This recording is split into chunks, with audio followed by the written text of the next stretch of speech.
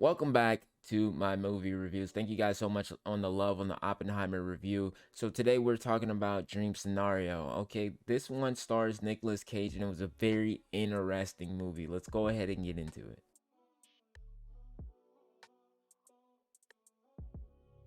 All right, so Dream Scenario starring Nicolas Cage. Long story short, I'm just going ahead and give it to you. Just hop straight into it.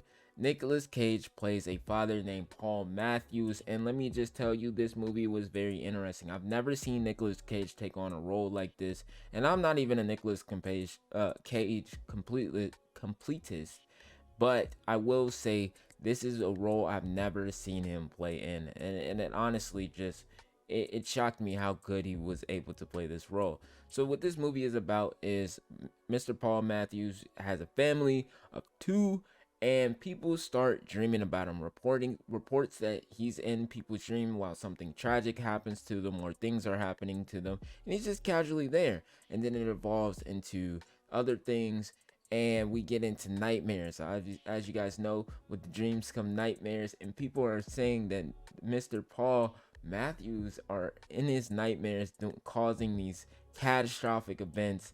And man, this movie is interesting. Like I said, I've never seen Cage play a role like this before, and I don't know honestly anybody who could have played this role better. He plays as this really unconfident dad, really lame dad, that's very disconnected from social media and the outside life.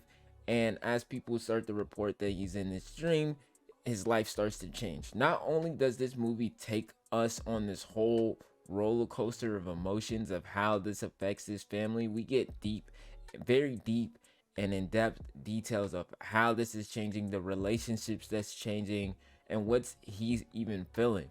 So I'm gonna go ahead and get into number two, what I felt. This movie made me feel a roller coaster of emotions, and we almost feel so sorry for this character, this guy, Mr. Paul Matthews, because of all the reports of the dreams and things like that. And like I said, Nicolas Cage plays this role so well where we feel so much empathy for this character, just this lame guy. Then people start dreaming about him, things start to change. We feel a lot of empathy for this character. I will say that they did a great job of, like I said, the depiction of depression and things like that, and the relationships that start to change around Mr. Paul Matthews.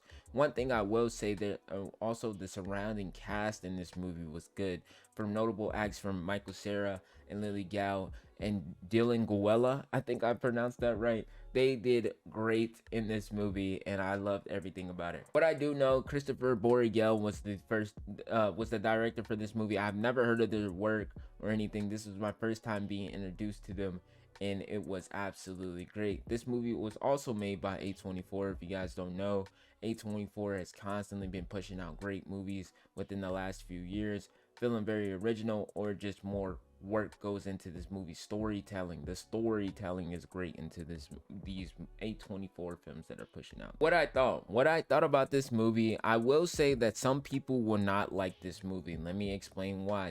For some people, that the ending falls short for people, and I will totally understand. I watched this movie 3.5 times. That's a lot of times just for a movie.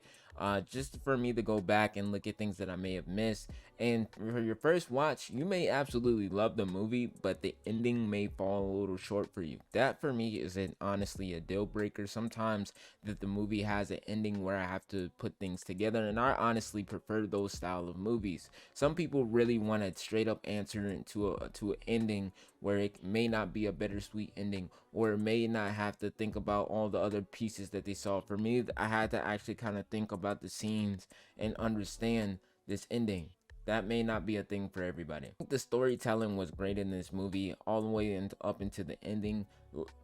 The ending is not necessarily a bad ending. I just don't think that it tells that and explains that part fully or to the best ability. That's just my personal opinion. Let me know what you guys think down in the comments below if you guys watch this. The cinematography was great in this movie. We see work from Benjamin Loeb, or Benjamin Lowe. Hopefully I pronounced that right. This is my first time being introduced to them, and this movie just looked great. From shots that just I was like, wow, this looks like it has a really nice film look to it. Everything in the background. I'm not gonna get into the technical terms because then this channel becomes something that it isn't. But it looks great. That's what I can tell you. So this movie is absolutely astonishing for the eyes.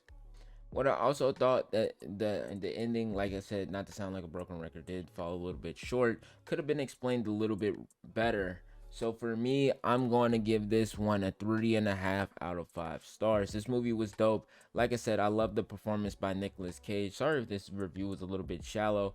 I really want this one to be something that you guys experience on your own. Because for me, honestly, I went into this movie blind. I just saw Nicolas Cage and I was like, I'm down. A24, Nicolas Cage, I'm down. I'm gonna go watch it. So if you guys watch this blind and watch it with a little as much description, little as possible as description for this movie, I think you guys will enjoy it just as much as me. So if you guys watch this, let me know what you guys think down in the comments below. It's your boy EvolGeniuss, and I'm out of here, man. Peace.